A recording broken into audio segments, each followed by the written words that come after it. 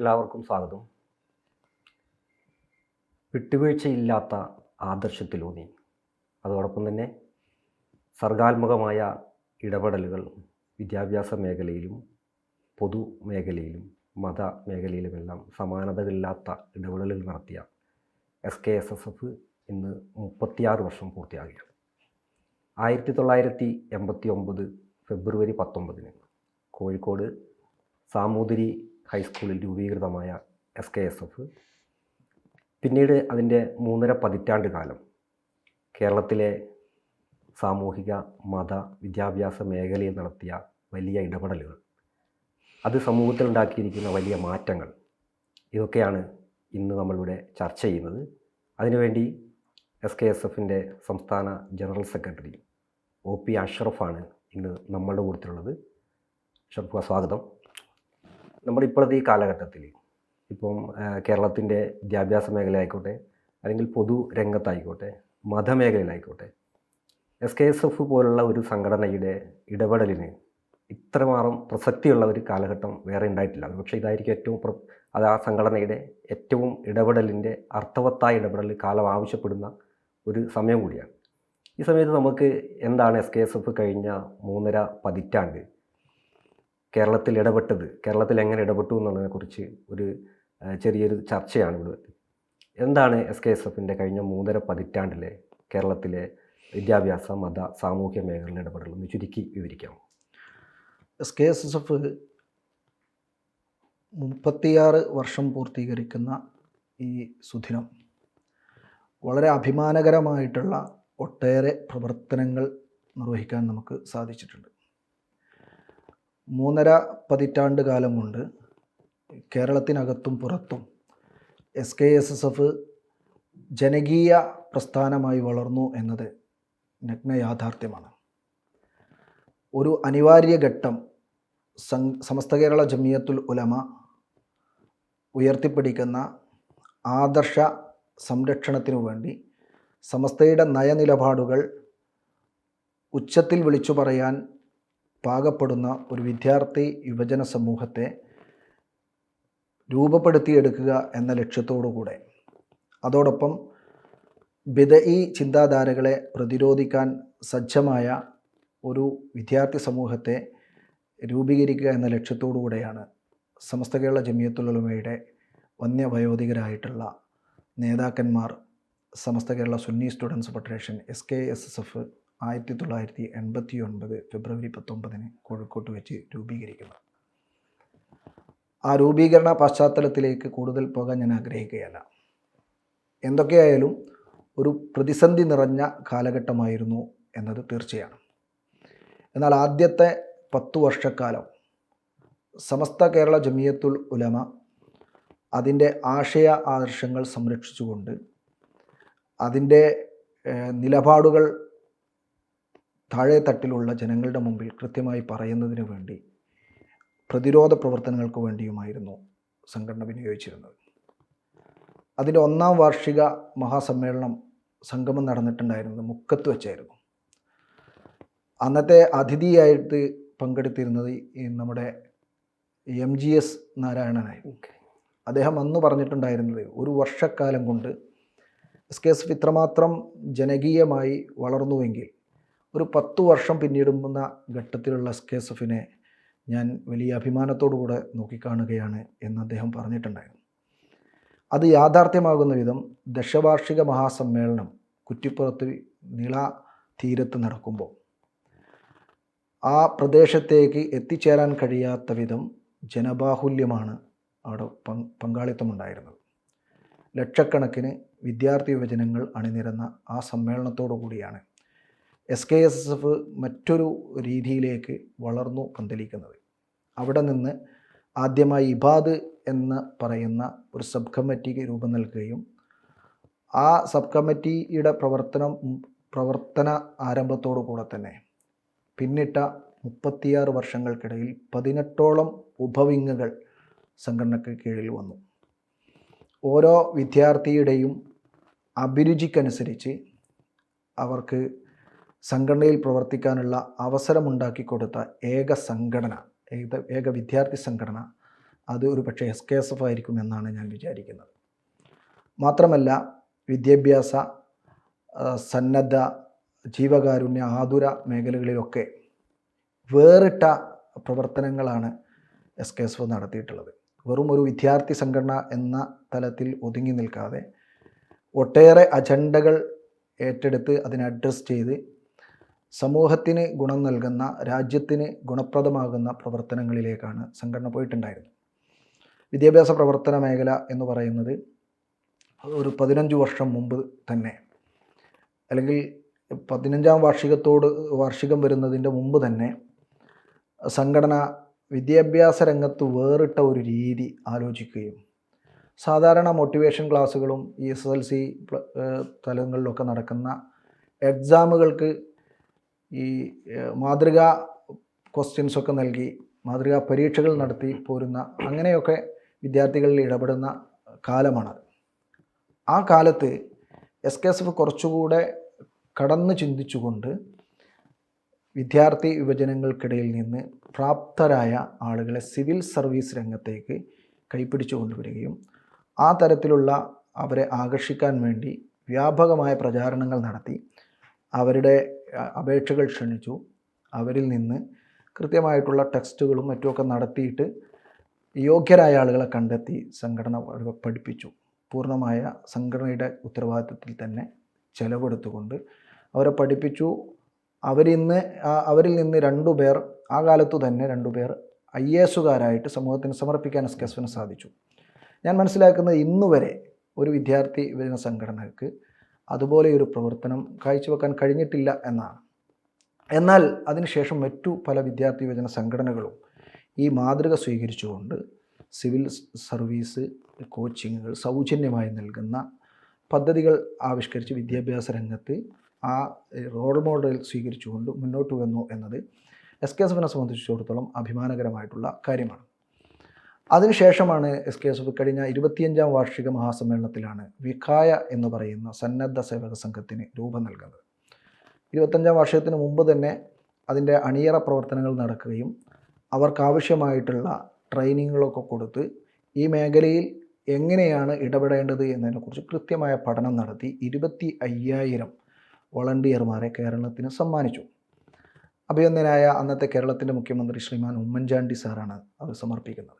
അദ്ദേഹം അന്ന് പറഞ്ഞിട്ടുണ്ടായിരുന്നത്, ഞാൻ അഭിമാനകരമായ ഒരു സംഗതിയാണ് ഇവിടെ നിർവഹിക്കുന്നത്, എനിക്കേറെ ചാരിതാർത്ഥ്യമുണ്ട്. രാജ്യത്തെ ഒരു പറ്റം വിദ്യാർത്ഥി യുവജനങ്ങൾ നാടിനെ സേവിക്കാൻ വേണ്ടി സന്നദ്ധരായി വന്നു, അവരെ സമർപ്പിക്കാനുള്ള ഒരവസരം എനിക്ക് ലഭിച്ചു എന്നത് ഞാൻ വലിയ സന്തോഷത്തോടു കൂടെയാണ് ഏറ്റെടുക്കുന്നത്, നിർവഹിക്കുന്നത് എന്ന് അദ്ദേഹം അന്ന് പറഞ്ഞിരുന്നു. പക്ഷേ അത് സാധാരണഗതിയിൽ ഒരു വളണ്ടിയർ വിങ് എന്നതിനപ്പുറത്തേക്ക് ആർക്കും കാണാൻ പറ്റിയിരുന്നില്ല.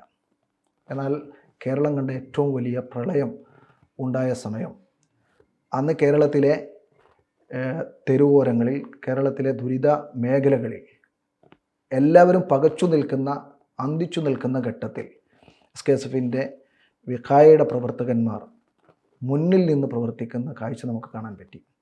അവരുടെ കൂടെ മറ്റു രാഷ്ട്രീയ മത രംഗത്ത് പ്രവർത്തിക്കുന്നവരെ പോലും നമുക്ക് കാണാൻ പറ്റിയിട്ടുണ്ട്. കോഴിക്കോട് മാവൂരാണ് എൻ്റെ പ്രദേശം. മാവൂരിൽ 2 ദിവസം നടന്ന ദുരിതാശ്വാസ പ്രവർത്തനത്തിൽ വടകരയിലുള്ള ഒരു ഹൈന്ദവ സഹോദരൻ പങ്കാളിയായത് ഞാൻ ഓർക്കുകയാണ്. 2ാമത് ദിവസമാണ് ഞാൻ അദ്ദേഹത്തെ പരിചയപ്പെടുന്നത്. ഞാൻ അദ്ദേഹത്തോട് സംസാരിച്ചു, എന്താണ് താങ്കളെ ഇതിന് മാത്രം പ്രചോദിപ്പിച്ചത് എന്ന് ചോദിച്ചപ്പോൾ, ഇത്രയും വലിയ മനുഷ്യത്വപരമായ ഒരു ഇടപെടൽ നടത്തുന്ന ഒരു സംഘം, ഒരു സംഘടന, അതിൻ്റെ കൂടെ സുഹൃത്തുക്കളോടൊപ്പം ഞാനൊന്ന് വന്നതാണ്. ഞാൻ ആഗ്രഹിക്കുന്നത് എൻ്റെ ജീവിതം ഇതിനു വേണ്ടി മാറ്റിവെക്കണം, ഇതുപോലെയുള്ള പ്രവർത്തനങ്ങൾക്ക് വേണ്ടി മാറ്റിവെക്കണം, അതിനെനിക്ക് SKSF പ്രചോദനമായി എന്ന് പറയുന്ന ഒരു അഭിമാനകരമായ മുഹൂർത്തം എൻ്റെ ജീവിതത്തിലുണ്ടായിട്ടുണ്ട്. ആ 1ാം പ്രളയകാലം കഴിഞ്ഞ് 2ാമത്തെ പ്രളയം വരുന്ന ഘട്ടം വരുമ്പോഴത്തേക്കും കേരളത്തിലെ മത, രാഷ്ട്രീയ, വിദ്യാർത്ഥി യുവജന സംഘടനകളെ, സന്നദ്ധ സംഘടനകൾ രൂപീകരിച്ചുകൊണ്ട് മറ്റു പ്രവർത്തന മേഖലകളിലേക്ക്, ദുരിതാശ്വാസ പ്രവർത്തനങ്ങൾ ഉൾപ്പെടെയുള്ള മേഖലകളിലേക്ക് ഇടപെടുന്നത് നേരിൽ കാണാൻ സാധിച്ചവരാണ് നമ്മളൊക്കെ. അതൊരു വലിയ സന്തോഷകരമായ, അഭിമാനകരമായ സംഗതിയായിട്ട് ഞാൻ കാണാണ്. ഇങ്ങനെ 35 വർഷം പിന്നിടുമ്പോഴത്തേക്കും കേരളത്തിനകത്ത് സംഘടനകളുടെ വിദ്യാർത്ഥി യുവജന സംഘടനകളെ മുന്നിൽ നിന്ന് നയിക്കാൻ SKSSFന് സാധിച്ചു എന്നാണ് ഞാൻ വിചാരിക്കുന്നത്. ഇത് ഈ സംഘടന രൂപീകരിക്കുമ്പോൾ മത അല്ലെങ്കിൽ മതപാഠശാലകളിൽ അല്ലെങ്കിൽ അറബിക് കോളേജുകളിലൊക്കെ കേന്ദ്രീകരിച്ചിട്ട് ഒരു വിദ്യാർത്ഥി സംഘടന എന്ന രീതിയിലാണോ ഇത് രൂപീകരിച്ചത്? പക്ഷെ അതിന് ശേഷം നമുക്കറിയാം ഇന്ന് വിദ്യാഭ്യാസ മേഖല കുറേ കൂടെയൊക്കെ വലുതായപ്പം ഈ ഭൗതിക വിദ്യാഭ്യാസ സ്ഥാപനങ്ങളിലേക്ക് എത്രമാത്രം SKSFൻ്റെ പ്രവർത്തനങ്ങൾ ഏത് രൂപത്തിലാണ് അത് ഇറങ്ങിച്ചെന്നിരിക്കുന്നത്, അല്ലെങ്കിൽ ആ രീതിയിലുള്ള പ്രവർത്തനങ്ങൾ മറ്റ് ക്യാമ്പസുകളിൽ ഉണ്ടോ? നമുക്കറിയാം മറ്റ് ക്യാമ്പസുകളൊക്കെ രാഷ്ട്രീയവൽക്കരിക്കുകയാണ്. പക്ഷേ SKSFൻ്റെ ഒരു ആദർശത്തിൽ മതത്തിലൂന്നിയ അല്ലെങ്കിൽ ആദർശത്തിലൂന്നിയ പ്രവർത്തനമാണ് കാഴ്ചവെക്കുന്നത്. അപ്പോൾ അത്തരം ക്യാമ്പസുകളിൽ SKSFൻ്റെ സ്വാധീനം ഏത് വിധത്തിലാണ് ഇപ്പോൾ ഉള്ളത്? SKSSF മത പാഠശാലകൾ കേന്ദ്രീകരിച്ചു മാത്രമല്ല, തുടക്കഘട്ടങ്ങൾ എന്ന് പറയുന്നത് മത പാഠശാലകളിലേക്ക് മാത്രമായിരുന്നില്ല. പ്രാദേശിക തലങ്ങളിൽ നിന്ന് വിദ്യാർത്ഥികളെ ചേർത്ത് ഓരോ ശാഖകൾ രൂപീകരിച്ച് ഓരോ മഹല്ല് കേന്ദ്രീകരിച്ചുകൊണ്ട് അവിടെ യൂണിറ്റുകൾ രൂപീകരിച്ചുകൊണ്ടാണ് പ്രവർത്തനം ആരംഭിച്ചത്. അത് പിന്നീട് ഞാൻ നേരത്തെ സൂചിപ്പിച്ചതുപോലെ സംഘടന വിപുലപ്പെട്ടു. സംഘടനയുടെ വൈപുല്യം കണക്കിലെടുത്തുകൊണ്ട് വ്യത്യസ്തമായിട്ട് ഏരിയകളിലേക്ക് അതിനെ പാർട്ട് ചെയ്യുക ചെയ്ത്. അതിൻ്റെ 18 ഉപവിങ്ങൾ ഞാൻ നേരത്തെ സൂചിപ്പിച്ചു. ആ കൂട്ടത്തിലെ ഒരു വിങ് മാത്രമാണ് ത്വലബ എന്ന് പറയുന്നത്, അഥവാ മതപാഠശാലകളിൽ പഠിക്കുന്ന വിദ്യാർത്ഥികളുടെ കൂട്ടായ്മയാണ് ത്വലബ. എന്നാൽ ഭൗതിക കലാലയങ്ങളിൽ പഠിക്കുന്ന വിദ്യാർത്ഥികൾക്ക് ക്യാമ്പസ് വിങ് എന്ന പേരിൽ പ്രത്യേകമായിട്ടുള്ള ഒരു കൂട്ടായ്മ നമ്മൾ രൂപീകരിച്ചിട്ടുണ്ട്.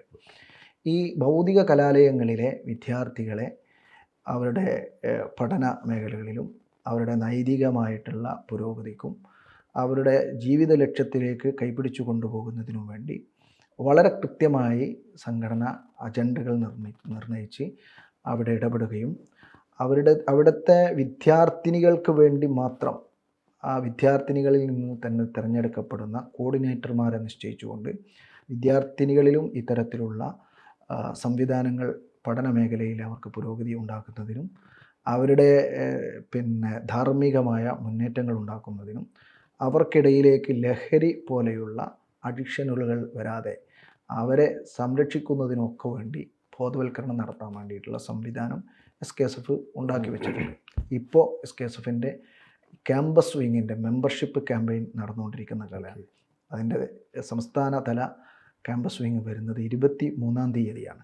പുതിയ കമ്മിറ്റി വർഷത്തിൽ ഒരുമിച്ച് കൂടുകയും പുതിയ കമ്മിറ്റി രൂപീകരിക്കുകയും ചെയ്യാറുണ്ട്. ഈ വർഷത്തെ 23-ാം തീയതി കോഴിക്കോട്ട് വെച്ചിട്ട് പുതിയ കമ്മിറ്റി നിലവിൽ വരാൻ വേണ്ടി പോവുകയാണ്. ഓക്കെ.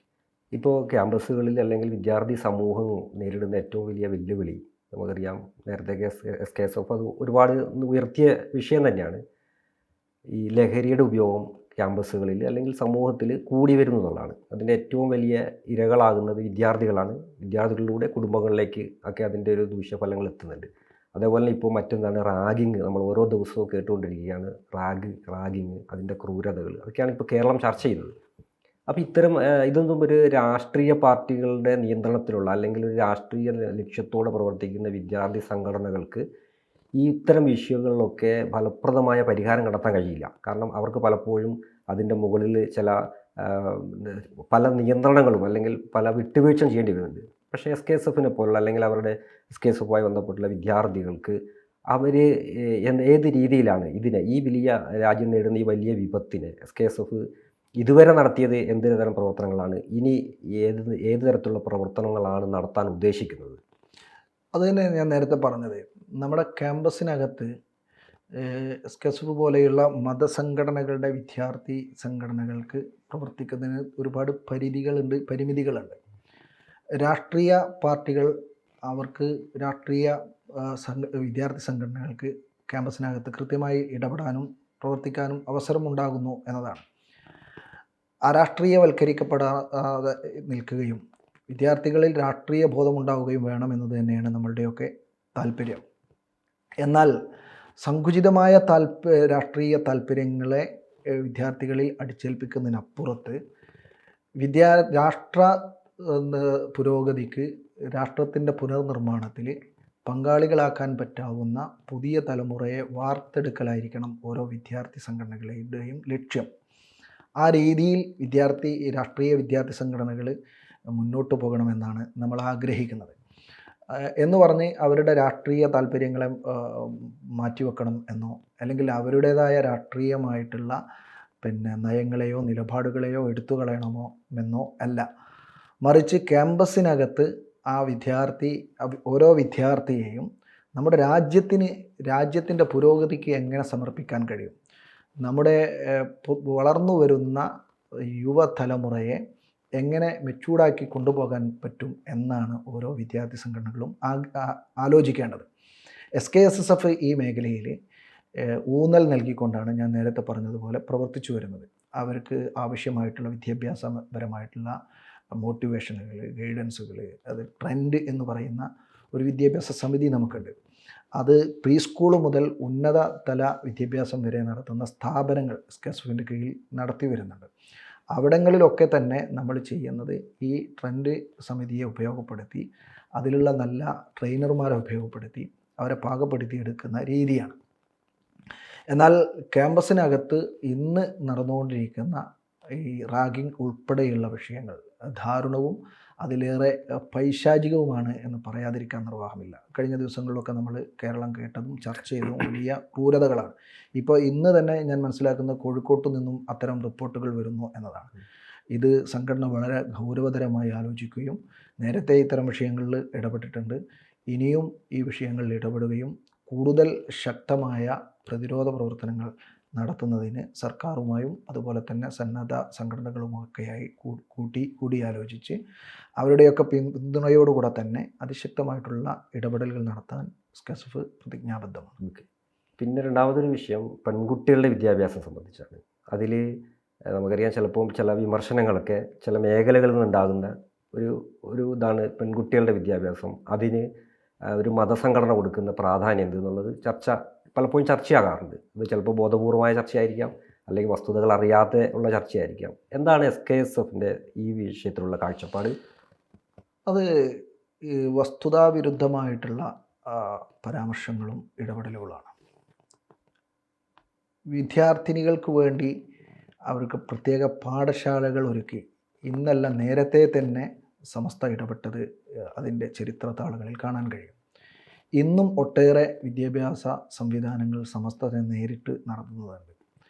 SNEC ഇപ്പോൾ നമുക്കറിയാം ദേശീയ തലത്തിലുള്ള വിദ്യാഭ്യാസ പ്രവർത്തനങ്ങൾ ഏകോപിപ്പിക്കുന്നതിന് വേണ്ടി സമസ്ത കൊണ്ടുവന്നിട്ടുള്ള പുതിയ വിദ്യാഭ്യാസ പദ്ധതിയാണ്. ആ പദ്ധതിക്ക് കീഴിൽ സനാഇയ എന്ന് പറയുന്ന അതുപോലെ തന്നെ തലത്തിലുള്ള പെൺകുട്ടികൾക്ക് സ്വന്തമായിട്ട് ഭൗതിക പഠനങ്ങൾ തന്നെ അവരുടെ ചിട്ടകളും അവരുടെ മതപരമായ വിശ്വാസ ആചാരങ്ങളുമൊക്കെ നിലനിർത്തിക്കൊണ്ടു തന്നെ അതിനനുസരിച്ച് തന്നെ പഠിച്ച് ഉയർന്നു വരാൻ വേണ്ടിയുള്ള സംവിധാനങ്ങൾ ഒരുക്കിയിട്ടുണ്ട്. ഫളീല എന്ന് പറയുന്ന വിദ്യാഭ്യാസ സംവിധാനം സമസ്ത നേരിട്ട് നടത്തിയിട്ടുണ്ട്. മാത്രമല്ല SKSF തന്നെ ഞാൻ നേരത്തെ സൂചിപ്പിച്ചു, നമ്മുടെ ഭൗതിക കലാലയങ്ങളിലെ വിദ്യാർത്ഥികളെ അവരുടെ വിദ്യാഭ്യാസ രംഗത്ത് പുരോഗതി ഉണ്ടാക്കി അവർക്ക് മറ്റു തരത്തിലുള്ള ഭീഷണികളില്ലാതെ തന്നെ അവരുടെ മതവിശ്വാസങ്ങൾക്കനുസരിച്ച് പഠിക്കാനും വളരാനുള്ള അവസരങ്ങൾ ഒരുക്കി കൊടുക്കുകയും അങ്ങനെ വളർന്നു വരുന്ന ആളുകളെ ആവശ്യാനുസരണം പ്രചോദിപ്പിക്കുകയും പ്രോത്സാഹിപ്പിക്കുകയും ഒക്കെ ചെയ്തത് കേരളത്തിൽ നമ്മൾ കണ്ടതാണ്, നമ്മൾ ചെയ്തുകൊണ്ടിരിക്കുന്ന പ്രവർത്തനമാണ്. ഞാൻ നേരത്തെ പറഞ്ഞല്ലോ, ക്യാമ്പസിനകത്ത് പ്രത്യേകമായിട്ടുള്ള വിദ്യാർത്ഥിനികളിൽ നിന്ന് കോർഡിനേറ്റർമാരെ നിശ്ചയിച്ചുകൊണ്ട് അതിനെ കൃത്യമായിട്ട് മോണിറ്റർ ചെയ്തുകൊണ്ട് സംഘടന മുന്നോട്ട് പോകുന്നുണ്ട്. ഓക്കെ. അതേസമയത്ത് തന്നെ വർഗീയതയ്ക്കെതിരെയുള്ള പോരാട്ടത്തിൽ SKSFൻ്റെ പങ്ക് നമ്മളിപ്പോഴും കാണാറുണ്ട്. ഓഗസ്റ്റ് 15-നാണെങ്കിലും അതുപോലത്തെ ദിവസങ്ങളിലൊക്കെ SKSF നടത്തുന്ന ഇതിൽ ഒപ്പം ഭരണഘടന സംരക്ഷിക്കുക എന്ന മുദ്രാവാക്യം ഉയർത്തിക്കൊണ്ട് നടക്കുന്ന അതേസമയം മറ്റ് വിദ്യാർത്ഥി സംഘടനകളൊന്നും ഏറ്റെടുക്കാത്ത ഒരു മുദ്രാവാക്യങ്ങൾക്ക് പുറകെ SKSFൻ്റെ മുദ്രാവാക്യങ്ങൾ നമ്മൾ കാണാറുണ്ട്.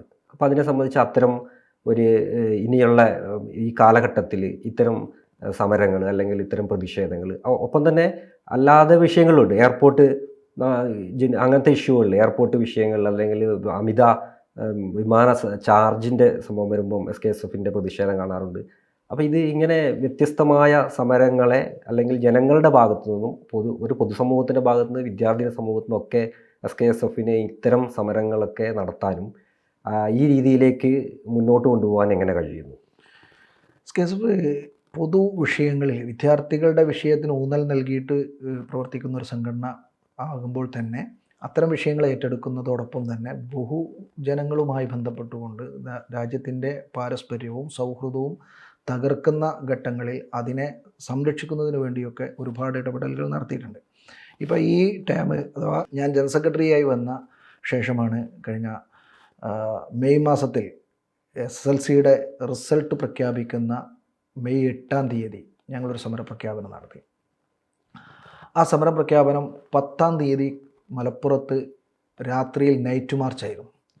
അഥവാ മലബാറിലെ വിദ്യാർത്ഥികൾക്ക് തുടർ പഠനം നിഷേധിക്കപ്പെടുന്നൊരു സാഹചര്യം നിലവിലുണ്ട്. അതിപ്പോഴും തുടരുകയാണ്.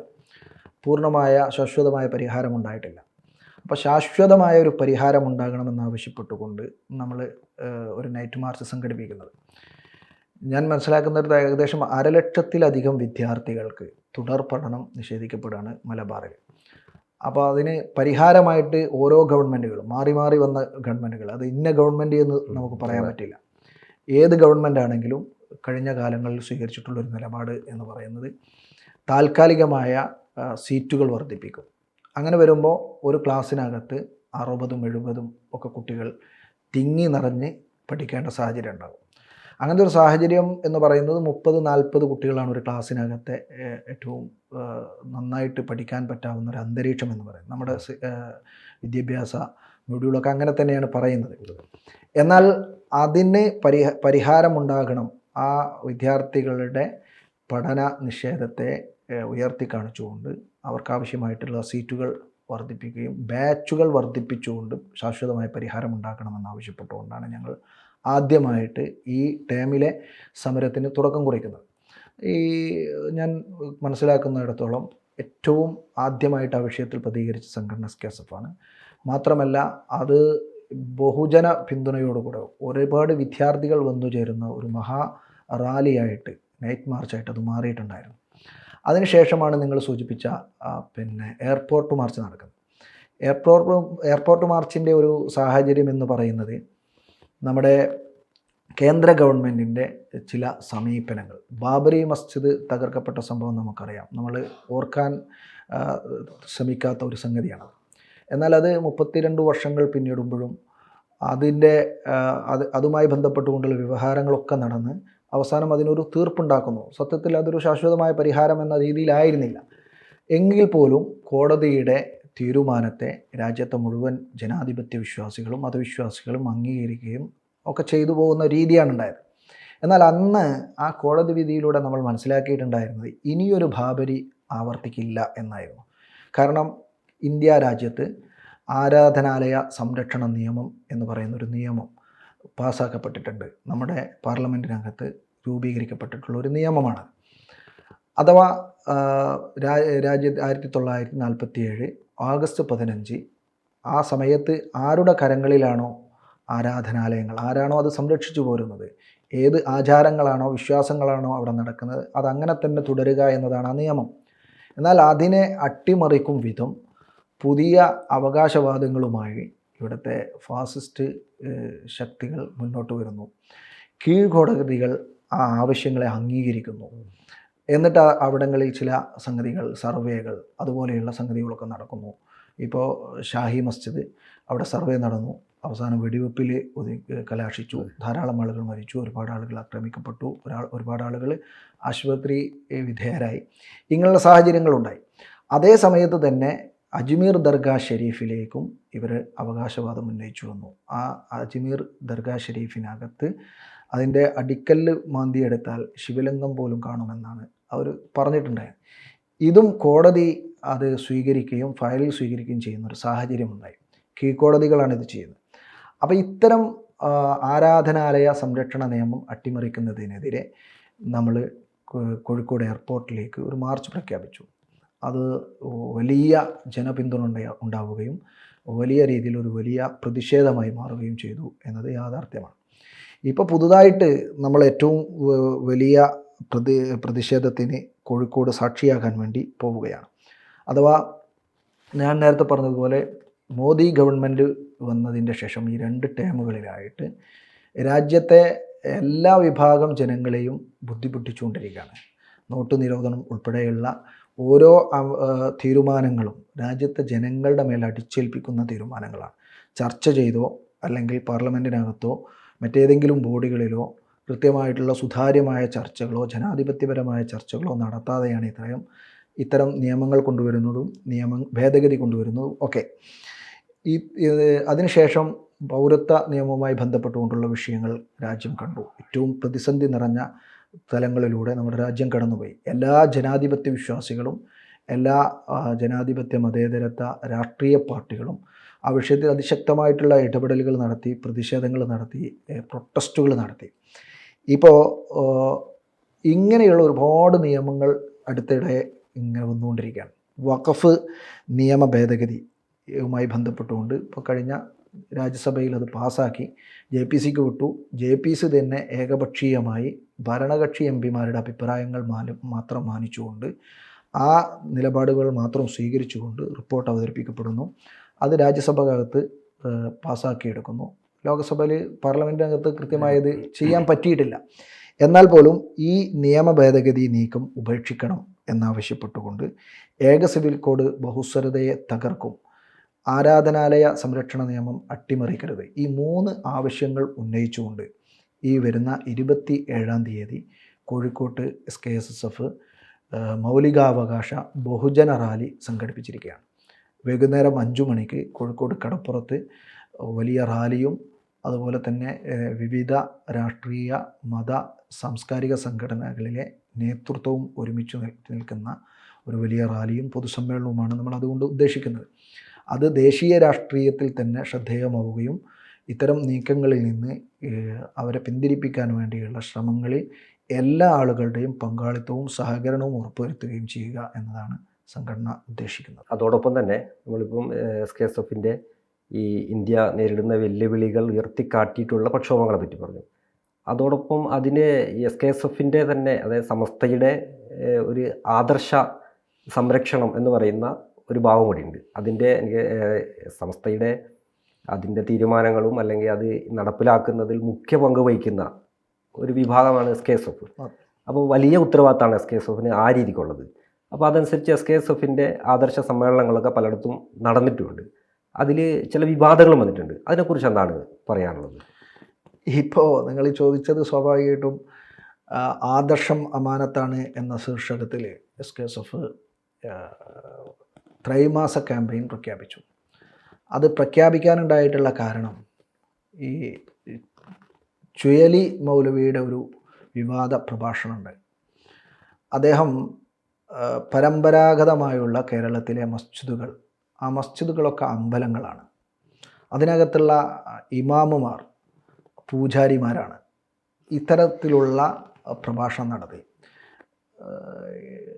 പാരമ്പര്യമായി വിശ്വാസാചാരങ്ങൾ നടത്തിപ്പോരുന്ന മുസ്ലിം കമ്മ്യൂണിറ്റിയെ ഷിർക്കും കുഫറും ആരോപിച്ച് അവരെ മതത്തിൽ നിന്ന് തന്നെ പുറത്താക്കുന്ന വിധമുള്ള അദ്ദേഹത്തിൻ്റെ പ്രഭാഷണം വലിയ രീതിയിലുള്ള ചർച്ചയെ എല്ലാ വിഭാഗം ആളുകളും അതിനെതിരെ ശബ്ദമുയർത്തി മുന്നോട്ട് വന്നു.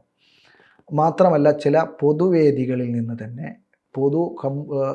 സ്വീകാര്യതയുള്ള ആളുകൾ അതിനനുഗുണമാകുന്ന തരത്തിലുള്ള ചില പ്രഭാഷണങ്ങളും അഭിപ്രായ പ്രകടനങ്ങളൊക്കെ നടത്തി. ഇങ്ങനെയുള്ളൊരു പശ്ചാത്തലത്തിൽ SKSFൻ്റെ സംസ്ഥാന സെക്രട്ടേറിയറ്റിൽ ഇതിനെക്കുറിച്ചുള്ള ഗൗരവതരമായിട്ടുള്ള ചർച്ചകൾ നടന്നു. ആ ചർച്ചക്കൊടുവിൽ അഭിയന്തരായ പാണക്കാട് സയ്യിദ് ഹമീദ് അലി ശിഹാബ് തങ്ങളാണ് SKSFൻ്റെ പ്രസിഡന്റ്. തങ്ങളുമായി കൂടിയാലോചിച്ച് ഒരു ആദർശ ക്യാമ്പയിൻ പദ്ധതി രൂപീകരിക്കുന്നതിന് വേണ്ടി ഒരു സമിതിയെ നിയോഗിക്കുകയാണ്. അങ്ങനെ തങ്ങൾ തന്നെ അഭിയന്തനായ പാണക്കാട് സയ്യിദ് നിയാസ് അലി ശിഹാബ് തങ്ങൾ ചെയർമാനായ 7 അംഗ സമിതിയെ സെക്രട്ടേറിയറ്റിൽ അവതരിപ്പിക്കുകയും അവർ ഈ പദ്ധതി രൂപപ്പെടുത്തി തൊട്ടടുത്ത സെക്രട്ടേറിയറ്റിൽ അവതരിപ്പിക്കാൻ വേണ്ടി ആവശ്യപ്പെടുകയും ചെയ്തു. അങ്ങനെ പാലക്കാട് വാണിയംകുളത്ത് ചേർന്നിട്ടുള്ള സംസ്ഥാന സെക്രട്ടേറിയറ്റിൽ ഈ പദ്ധതി കരട് വന്നു. അവിടെ ഗഹനമായ ചർച്ച നടന്നു. ആ ചർച്ചയിൽ ഇവർ കൊണ്ടുവന്ന പദ്ധതികളൊക്കെ വായിച്ച് അംഗീകരിക്കുന്നതോടൊപ്പം തന്നെ വ്യത്യസ്തമായിട്ടുള്ള ചില കാര്യങ്ങൾ കൂടെ, അഥവാ തൊലബ വിദ്യാർത്ഥികൾക്ക്, നേരത്തെ പറഞ്ഞ മതകലാലയങ്ങളിൽ പഠിക്കുന്ന വിദ്യാർത്ഥികൾക്ക് ഇത് ബോധ്യപ്പെടുത്തുന്നതിന് വേണ്ടി പ്രത്യേകമായിട്ടുള്ള ഡിബേറ്റും, അതുപോലെ ഭൗതിക കലാലയങ്ങളിലെ നമ്മുടെ ക്യാമ്പസ് വിങ്ങിൻ്റെ വിദ്യാർത്ഥികൾക്ക് 100 കലാലയങ്ങളിൽ 100 ക്യാമ്പസ് ടോക്കുകളും നടത്താൻ വേണ്ടി തീരുമാനിച്ചു. ചില ആദർശ മുഖാമുഖങ്ങൾ സംഘടിപ്പിക്കാൻ വേണ്ടി തീരുമാനിച്ചു. സോഷ്യൽ മീഡിയയിലെ പ്രചാരണങ്ങൾ, ഇങ്ങനെ ഇതുകൂടെ ആഡ് ചെയ്തുകൊണ്ട് പ്രഖ്യാപിക്കുകയാണ് ചെയ്തത്. അത് പെരിന്തൽമണ്ണയിൽ വെച്ചിട്ട് അഭിനന്ദനായ സംഘടനയുടെ സംസ്ഥാന അധ്യക്ഷൻ സയ്യിദ് ഹമീദ് അലി ശിഹാബ് തങ്ങൾ ഉദ്ഘാടനം ചെയ്ത ക്യാമ്പയിനാണ് ഇപ്പോൾ നടക്കുന്നത്. ഈ ക്യാമ്പയിൻ സജീവമായി കേരളത്തിലെ ജനങ്ങളത് ഏറ്റെടുത്തു. ഓരോ മേഖല എന്ന് പറയുമ്പോൾ ഒരു പക്ഷേ ഒന്നോ രണ്ടോ പഞ്ചായത്തുകൾ ചേർന്നതാണ് ഒരു മേഖല SKSFൻ്റെ. അത്രയും ചുരുങ്ങിയ ഏരിയകളിലുള്ള ആളുകൾ ഒത്തൊരുമിച്ചു കൂടുന്നു. അവിടെ സംഘടന അതിൻ്റെ ആദർശവും സമസ്തയുടെ നയവും നിലപാടും വിശദീകരിക്കുന്നു. ഇതിനു വേണ്ടിയാണ് സമസ്തകളുടെ ജമിയത്തുൽ ഉലമ രൂപീകൃതമാകുന്നത്. ആശയ സംരക്ഷണത്തിന്, അഹ്ലുസുന്നത്തി വൽ ജമാഅത്തിൻ്റെ പ്രൊട്ടക്ഷന് വേണ്ടിയിട്ടാണ് സമസ്ത തന്നെ രൂപീകരിക്കുന്നത്. അപ്പോൾ സമസ്തയുടെ രൂപീകരണ ലക്ഷ്യം അത് സാക്ഷാത്കരിക്കുകയും ഉസ്താദുമാരുടെ നിർദ്ദേശാനുസരണം ആദർശ ക്യാമ്പയിൻ നടത്തുകയുമാണ് SKSF ചെയ്തിട്ടുള്ളത്. ആ ക്യാമ്പയിൻ വളരെ സജീവമായി എന്നു മാത്രമല്ല, ഓരോ സമ്മേളനങ്ങൾ കഴിയുമ്പോഴും ആളുകൾ വർദ്ധിച്ചു വരികയും ഓരോ സമ്മേളനങ്ങളിലും വലിയ തോതിലുള്ള ജനപങ്കാളിത്തം ഉണ്ടാവുകയും ചെയ്യുന്നു എന്നത് SKSF 36 വർഷമായി കേരളീയ മുസ്ലിം സമൂഹത്തിനിടയിലെ ഇടപെടൽ, അതിൻ്റെ പ്രമേയങ്ങളും അതിൻ്റെ ചർച്ചകളും അത് ഉന്നയിക്കുന്ന വിഷയങ്ങളുമൊക്കെ ബോധ്യപ്പെട്ട ജനങ്ങളാണ്. ഇപ്പം നിങ്ങൾക്ക് കാണാൻ കഴിയും, ഒരേ സമയത്ത് തന്നെ വ്യത്യസ്ത മേഖലകളിൽ സമ്മേളനങ്ങൾ നടക്കുന്നു. അവിടെ സംഘാടകർ കണക്ക് കൂട്ടിയതിനപ്പുറത്ത് ആളുകൾ വന്നു ചേരുന്നു. വലിയ മഹാസമ്മേളനങ്ങളായിട്ട്, ഓരോന്നും മഹാസമ്മേളനങ്ങളായിട്ട് മാറുന്ന കാഴ്ചയാണ്. ഇൻഷാ അല്ലാഹ് 28-ാം തീയതി ആ ക്യാമ്പയിൻ കാസർഗോഡ് വെച്ച് സമാപിക്കുകയാണ്. വലിയ മഹാസമ്മേളനത്തോടുകൂടെ സമാപിക്കാൻ വേണ്ടിയിട്ടാണ് തീരുമാനിച്ചത്. 3 മാസം കാലം നീണ്ട ക്യാമ്പയിനാണ് തീരുമാനിച്ചതെങ്കിലും പിന്നീട് സംഘടന പ്രവർത്തകരുടെ താല്പര്യവും ആവേശവും പരിഗണിച്ചുകൊണ്ട്, ആവശ്യങ്ങൾ പരിഗണിച്ചുകൊണ്ട് 2 മാസം കൂടെ നീട്ടിയിട്ടാണ് അത് സമാപിക്കുന്നത്. ഇതാണ് നിലവിലുള്ള ആരോപണം ഉന്നയിക്കുന്നവരെ സംബന്ധിച്ചിടത്തോളം അവർ ബിദ്അത്തിൻ്റെ ശക്തികൾ എക്കാലത്തും സംഘടനക്കകത്ത് അല്ലെങ്കിൽ സംഘടനയെ ആദർശപരമായി പരാജയപ്പെടുത്താൻ കഴിയാതെ പോയ ചില ബിദ്അഈ കക്ഷികളുണ്ട്. പ്രത്യേകിച്ച് ജമാഅത്തെ ഇസ്ലാമിയെ പോലെയുള്ള ആളുകൾ. അവർ ഘടനാപരമായി എങ്ങനെ സംഘടനയെ തകർക്കാൻ കഴിയും എന്ന് ആലോചിച്ചുകൊണ്ടിരിക്കുന്ന ഒരു പുതിയ കാലത്താണ് ഈ സംഘടന മുന്നോട്ട് പോകുന്നത്. ഇത് തീർച്ചയായിട്ടും SKSF കൃത്യമായി മനസ്സിലാക്കുകയും SKSF അത് ചർച്ച ചെയ്യുന്നുണ്ട്. അത്തരം ശക്തികൾ മുസ്ലിം പുതുധാരയിലേക്ക് നുഴഞ്ഞു കയറി വന്ന് ഈ സംഘശക്തിയെ, അഥവാ ഈ രാജ്യത്ത് നിലനിൽക്കുന്ന അഹ്ലുസുന്നത്തി വൽ ജമാഅത്തിൻ്റെ ധാരയെയും അതുപോലെ തന്നെ മുസ്ലിം ഉമ്മത്തിനെ പൊതുധാരയിൽ ഉറപ്പിച്ചു നിർത്താൻ വേണ്ടി സമസ്ത ചെയ്തു തീർത്തിട്ടുള്ള ഒരുപാട് മാതൃകാപരമായ പ്രവർത്തനങ്ങളുണ്ട്. ഒരുമിച്ച് പോകാൻ ഇവിടുത്തെ സൗഹൃദവും ഇവിടുത്തെ പാരസ്പര്യവും ഇവിടുത്തെ മാനവികതയും ഒക്കെ സംരക്ഷിക്കുന്നതോടൊപ്പം തന്നെ ആദർശ രംഗത്ത് ഉറച്ച നിലപാട് സ്വീകരിച്ചാണ് സമസ്ത എക്കാലത്തും പ്രവർത്തിച്ചിട്ടുള്ളത്. അതുതന്നെയാണ് ഇപ്പോഴും സമസ്ത ചെയ്തുകൊണ്ടിരിക്കുന്നത്. അതുകൊണ്ടാണ് ഇവിടുത്തെ ജനാധിപത്യ വിശ്വാസികളും ഇവിടുത്തെ മതേതരത വിശ്വാസികളും മറ്റു മത കമ്മ്യൂണിറ്റിയുമൊക്കെ സമസ്തയിൽ വലിയ വിശ്വാസം അർപ്പിച്ചിട്ടുള്ളത്. തീവ്രവാദ നിലപാടുകൾ ന്യൂനപക്ഷ വിഭാഗങ്ങളിൽ നിന്ന് വളരെ ചുരുങ്ങിയ ആളുകളിൽ നിന്ന് പ്രത്യക്ഷപ്പെട്ടപ്പോൾ അതിനെതിരെ സമസ്തയും പ്രത്യേകിച്ച് SKSFും അതിശക്തമായിട്ട് മുന്നോട്ട് വന്നു. അതേ സമയത്തു തന്നെ ഭൂരിപക്ഷ വിഭാഗങ്ങളിൽ നിന്നുണ്ടാകുന്ന വർഗീയതക്കെതിരെ മതേതരത്വത്തിൻ്റെ, സൗഹൃദത്തിൻ്റെ, മാനവികതയുടെ സ്നേഹച്ചങ്ങലകൾ തീർത്ത് നമ്മൾ നേരത്തെ നിങ്ങൾ പറഞ്ഞതുപോലെ മനുഷ്യജാലികൾ ഉൾപ്പെടെയുള്ള പദ്ധതികളൊക്കെ നടപ്പാക്കി നമ്മൾ മുന്നോട്ട് പോവുകയാണ്. അപ്പോൾ ഒരു കെട്ടുറപ്പ് നമ്മുടെ രാജ്യത്തുണ്ട്. കേരളത്തിലെ സമൂഹത്തിനിടയിൽ സമസ്തക്കും SKSF പോലെയുള്ള സംഘടനകൾക്കും ഒരു വലിയ വിശ്വാസ്യതയുണ്ട്. അത് ഉണ്ടായതുകൊണ്ട് തന്നെ ഇവിടുത്തെ ജമാഅത്ത് ഉൾപ്പെടെയുള്ള സംഘടനകൾക്ക് വളരാൻ കഴിയുന്നില്ല എന്നത് യാഥാർത്ഥ്യമാണ്. അപ്പോൾ അവർ നേരത്തെയുള്ള അവരുടെ നയവും നിലപാടും ഒക്കെ വലിച്ചെറിഞ്ഞ് ഇപ്പോൾ പുതിയ മേച്ചിൽപ്പുറങ്ങൾ തേടി അവരിറങ്ങിയിട്ടുണ്ട്. അതിൻ്റെ ഭാഗമായിട്ട് നുഴഞ്ഞു കയറി വന്ന് ഘടനാപരമായി ഈ സമസ്തയെ തകർക്കുക എന്നത് അവരുടെ ലക്ഷ്യമാണ് എന്ന് നമുക്ക് ബോധ്യമാകുന്നുണ്ട്. അതിനെതിരെ കൃത്യമായിട്ട് സംഘടന നയവും നിലപാടും എടുത്ത് മുന്നോട്ട് പോകും. സമസ്തയുടെ 100ാം വാർഷികം മഹാസമ്മേളനം 2026 ഫെബ്രുവരിയിൽ ആദ്യം കാസർഗോഡ് നടക്കുകയാണ്. അപ്പോൾ ഇനിയിപ്പോൾ എല്ലാ സംഘടനാ സംവിധാനങ്ങളൊക്കെ ഉപയോഗിച്ച് ആ മഹാസമ്മേളനം വിജയിപ്പിക്കാനും ഒക്കെയുള്ള ശ്രമത്തിലാണ്. അപ്പോൾ ഈ കാലഘട്ടത്തിനിടയിൽ, അതായത് ഈ മഹാസമ്മേളനം നടക്കുന്ന സമയത്ത് SKSFൻ്റെ സംസ്ഥാന ജനറൽ സെക്രട്ടറി ആയി ഇരിക്കാൻ കഴിയുക, അതിനെ എങ്ങനെയാണ് വ്യക്തിപരമായി കാണുന്നത്? അതൊരു മഹാസൗഭാഗ്യമായിട്ടാണ് ഞാൻ വിലയിരുത്തുന്നത്. ഞാൻ 100ാം വാർഷിക സ്വാഗത സംഘ യോഗം സുപ്രഭാതത്തിൻ്റെ ഓഡിറ്റോറിയത്തിൽ നടക്കുന്ന സമയത്ത് അതിൽ പങ്കാളിയായ ആളാണ്. മനസ്സ് നിറഞ്ഞ സന്തോഷം. കാരണം ഒരു ആദർശ സംരക്ഷണത്തിനു വേണ്ടി പ്രവാചകർ സ്വല്ലല്ലാഹു അലൈഹി വസല്ലമ തങ്ങൾ കൊളുത്തിവെച്ച പ്രഭ അത് അണയാതെ സംരക്ഷിക്കാൻ വേണ്ടി ബഹുമാനപ്പെട്ട സയ്യിദ് അബ്ദുറഹ്മാൻ ബാലവി മുല്ലക്കോയ തങ്ങൾ സർവാധരണീയരായിരുന്നു. എല്ലാ മത ജാതി വിഭാഗങ്ങൾക്കിടയിലും സ്വീകാര്യനായിരുന്നു. തങ്ങൾ ഒരു പ്രതിസന്ധി കാലത്ത് ഈ യഥാർത്ഥ ഇസ്ലാമിനെ തകർക്കപ്പെടുമെന്ന് തോന്നിയ കാലത്താണ് സമസ്തക്ക് രൂപം നൽകുന്നത്.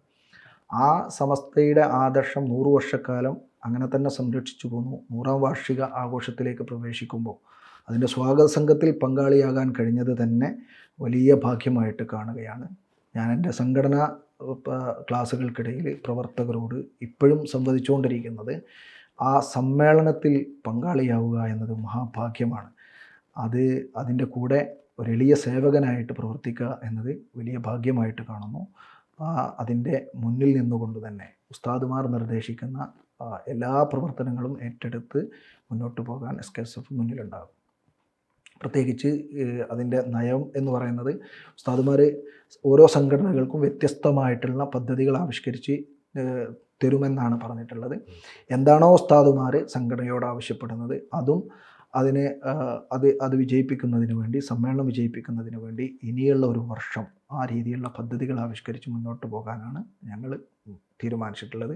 അതിൻ്റെ ഭാഗമായി ഞങ്ങൾ വിദ്യാർത്ഥികളെ ഒരുക്കുന്നതിന് വേണ്ടി ടീനേജ് പ്രായക്കാരായിട്ടുള്ള അഥവാ SSLC കഴിഞ്ഞ വിദ്യാർത്ഥികളെ ഒരുമിച്ച് കൂട്ടിയിട്ടുള്ള ഒരു വിദ്യാർത്ഥി സമ്മേളനം തന്നെ ഇതിൻ്റെ ഭാഗമായി അല്ലെങ്കിൽ ഇതിൻ്റെ മുന്നോടിയായി SKSF വിദ്യാർത്ഥികളെ സജ്ജമാക്കിക്കൊണ്ട് തന്നെ സമ്മേളനത്തിലേക്ക് അവരെ കൈപിടിച്ചു കൊണ്ടുപോകാനുള്ള പദ്ധതികൾ ആവിഷ്കരിച്ചു വരികയാണ്. ഇനിയിപ്പോൾ ക്യാമ്പസുകളിലാണെങ്കിലും അല്ലെങ്കിൽ പൊതുമണ്ഡലത്തിലായാലും സംഘടനയിലേക്ക് പുതുതലമുറ എത്രത്തോളം കടന്നു വരുന്നുണ്ട്, അതല്ലെങ്കിൽ പുതുതലമുറയെ സംഘടനയിലേക്ക് ആകർഷിക്കാൻ വേണ്ടി എന്തെല്ലാം കർമ്മ പദ്ധതികളാണ് SKSF ഇപ്പം ആസൂത്രണം ചെയ്തിരിക്കുന്നത്? SKSF നിലവിൽ 4000-ഓളം യൂണിറ്റുകളിൽ നിന്ന് 3 ലക്ഷത്തോളം വിദ്യാർത്ഥികളെ വിദ്യാർത്ഥി യുവജനങ്ങൾ ചേർത്തുകൊണ്ടുള്ള മെമ്പർഷിപ്പാണ് SKSFിനുള്ളത്. കാലങ്ങളായി അത് വ്യത്യസ്തമായ രീതിയിൽ മുന്നോട്ട് പോകണം. പുതിയ കാലത്തെ വിദ്യാർത്ഥികളെ ആകർഷിക്കുന്നതിനും അവരെ നൈതിക ബോധമുള്ളവരായി വിദ്യാസമ്പന്നരായി വളർത്തിയെടുക്കുന്നതിനും ഉതകുന്ന വിധം സംഘടന വ്യത്യസ്തമായിട്ടുള്ള പദ്ധതികൾ ആവിഷ്കരിച്ചു വരികയാണ്. വിവിധ വിങ്ങുകളുടെ തലങ്ങളിൽ ഇപ്പോൾ ട്രെൻഡ് വിദ്യാഭ്യാസ സമിതി തന്നെ ഫ്യൂച്ചർ ഫെസ്റ്റ് എന്ന പേരിൽ അറിയപ്പെടുന്ന ഒരു ഫെസ്റ്റ് ഏപ്രിൽ മാസത്തിൽ കോഴിക്കോട് ഏപ്രിൽ 12-13 തീയതികളിൽ കോഴിക്കോട് നടത്തുകയാണ്. അത് വിദ്യാഭ്യാസപരമായ അതുപോലെ തന്നെ തൊഴിലുമായി കണക്റ്റഡ് ആയിട്ടുള്ള AI-യുമായി ബന്ധപ്പെട്ടുകൊണ്ട് ഇങ്ങനെ വ്യത്യസ്തമായ തലങ്ങളിലുള്ള പഠനങ്ങളും അതുപോലെ ചിന്തകളും നൽകുന്ന ഒരു ഫെസ്റ്റാണത് സംഘടിപ്പിക്കുന്നത്. അതോടൊപ്പം തന്നെ വിദ്യാർത്ഥികളിൽ ലഹരിക്കടിമയാകാതെ മറ്റു തലങ്ങളിലേക്ക് വിദ്യാർത്ഥികൾ പോകാതിരിക്കാൻ അവരെ കുറച്ചുകൂടെ സംഘടനയുമായി ചേർത്ത് നിർത്തി അവരുടെ പഠനങ്ങളിലും അവരുടെ ഭാവിയിലും മാത്രം കേന്ദ്രീകരിച്ചുകൊണ്ട് മുന്നോട്ട് പോകാൻ പാകപ്പെടുന്ന വിധം ഇസ്സത്ത് ടീൻസ് ഹബ്ബ് എന്ന പേരിൽ സംഘടന ഒരു കോഴ്സ് തന്നെ പ്ലാൻ ചെയ്തു നടപ്പാക്കി തുടങ്ങിയിട്ടുണ്ട്. അതൊരു വർഷം കൊണ്ട് ഏകദേശം പകുതിയോളം യൂണിറ്റുകൾ ചെയ്തു തീർക്കാൻ കഴിയുമെന്നാണ് സംഘടന പ്രതീക്ഷിക്കുന്നത്. ഇസ്സത്ത് ടീൻസ് ഹബ്ബിൻ്റെ ലക്ഷ്യം എന്ന് പറയുന്നത് ഞാൻ നേരത്തെ പറഞ്ഞതുപോലെ അവരെ ലഹരിമുക്തമായിട്ടുള്ള ഒരു വിദ്യാർത്ഥി സമൂഹത്തെ വാർത്തെടുക്കുക, അതുപോലെ തന്നെ അവരുടെ തുടർ പഠനത്തിൽ കൂടുതൽ ശ്രദ്ധ കേന്ദ്രീകരിക്കാനും രാഷ്ട്രത്തിന് ഉപകരിക്കുന്ന നൈതിക ബോധമുള്ള നീതിബോധമുള്ള സേവകരെ സമർപ്പിക്കുക, ഇതൊക്കെയാണ് അതിൻ്റെ ലക്ഷ്യം. 10ഓളം മൊഡ്യൂളുകൾ കൃത്യമായിട്ട് ചർച്ച ചെയ്ത് വ്യത്യസ്തമായ ആക്ടിവിറ്റീസുകളൊക്കെ കൊടുത്തുകൊണ്ട് ആ പദ്ധതി ഒരു കോഴ്സായിട്ട് നടത്തുകയാണ് സംഘടന. സാധാരണ ഒറ്റ തവണ പ്രോഗ്രാമിനപ്പുറത്ത് അവരെ പതുക്കെ ഒരു മെൻറ്ററുടെ നേതൃത്വത്തിൽ തന്നെ കൃത്യമായി കൊണ്ടുപോകുന്ന രീതിയാണ് സംഘടന ആവിഷ്കരിച്ചിട്ടുള്ളത്. ഈ കാലത്ത് വിദ്യാർത്ഥികളോട് വളരെ ഗൗരവത്തിൽ പറയാനുള്ളത്, ഒരുമിച്ച് പഠിക്കുന്ന സഹപാഠികൾ അവരോട് സ്നേഹവും അതുപോലെ തന്നെ അവരുടെ സഹവർത്തിത്വവും വളരെയേറെ ശ്രദ്ധയോടുകൂടെ കൈകാര്യം ചെയ്യേണ്ടുന്ന കാലമാണിത്. റാഗിങ് പോലെയുള്ള ഒരുപാട് വിഷയങ്ങൾ അതിഗൗരവതരമായി ക്യാമ്പസിനകത്ത് നടക്കുന്നു എന്നത് ഖേദപൂർവമാണ്. അത്തരം വിഷയങ്ങളിൽ നിന്ന് വിദ്യാർത്ഥികൾ വിട്ടുനിൽക്കുകയും ഒരുമിച്ച് സൗഹൃദത്തോടെ സ്നേഹത്തോടെ മറ്റുള്ള വിദ്യാർത്ഥിയും തന്നെപ്പോലെയും തൻ്റെ മാതാപിതാക്കളെ പോലെ തൻ്റെ മാതാപിതാക്കൾക്ക് താനൊരു മകനായതുപോലെ മറ്റുള്ള മാതാപിതാക്കളുടെ ഒരു മകനാണ് എന്ന ബോധ്യത്തോടെ, അല്ലെങ്കിൽ മറ്റൊരു പെങ്ങളുടെ ആങ്ങളെയാണ്, അല്ലെങ്കിൽ മറ്റൊരു അനുജൻ്റെ ജ്യേഷ്ഠനാണ് എന്ന ബോധ്യത്തോടു കൂടെ തന്നെ അവരോട് പെരുമാറാൻ കഴിയുക എന്നതാണ് ഒരു വിദ്യാർത്ഥി ജീവിതകാലത്ത് ഏറ്റവും ശ്രദ്ധേയമായി സൂക്ഷിക്കേണ്ടത്. ആ നിലക്ക് മുന്നേറാൻ ഓരോ വിദ്യാർത്ഥിക്കും കഴിയട്ടെ എന്ന് ആശംസിക്കുന്നതോടൊപ്പം ഈ സ്ഥാപക ദിന ആഘോഷ വേളകളിൽ എല്ലാ ആളുകൾക്കും എല്ലാവിധ ഭാവുകങ്ങളും നേരുന്നതോടൊപ്പം വീണ്ടും ഇനിയുള്ള കാലത്തും സംഘടനയോടൊപ്പം സംഘടനയുടെ എല്ലാ പ്രവർത്തനങ്ങളിലും സജീവമായിട്ടുള്ള പങ്കാളിത്തവും സഹകരണവും ഉണ്ടാകണമെന്ന് അഭ്യർത്ഥിക്കുകയും ചെയ്യുന്നു. സംസ്ഥയുടെ 100ാം വാർഷികം ആഘോഷിക്കുന്ന ഒരു വേളയിലേക്കാണ് നമ്മൾ ചെല്ലുന്നത്. ആ സമയത്ത് SKSF പോലുള്ള സംസ്ഥയുമായി ചേർന്ന് നിൽക്കുന്ന ഒരു സംഘടനയുടെ സാരഥി എന്ന നിലയിൽ അഷ്റഫ് ഖയുടെ പങ്കുവച്ചത് തീർച്ചയായും ഒരു പുതിയ സമൂഹത്തെ വാർത്തെടുക്കാനുള്ള കൃത്യമായ കാഴ്ചപ്പാടും ആ സംഘടനയ്ക്കുണ്ട് എന്നത് തന്നെയാണ് നമുക്ക് ആ വാക്കുകൾ നൽകുന്നത്.